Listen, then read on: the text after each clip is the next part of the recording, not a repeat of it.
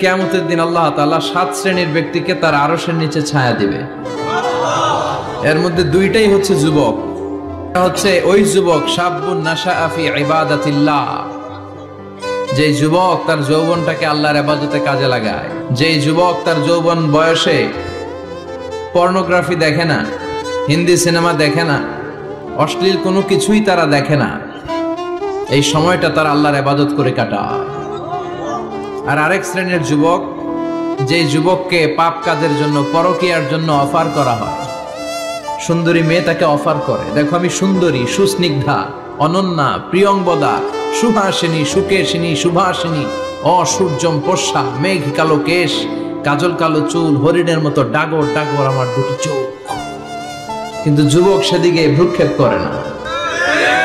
ওই যুবক বলে ইন্নী আখাফুল্লাহ, আমি একজনকে ভয় পাই, তিনি কে?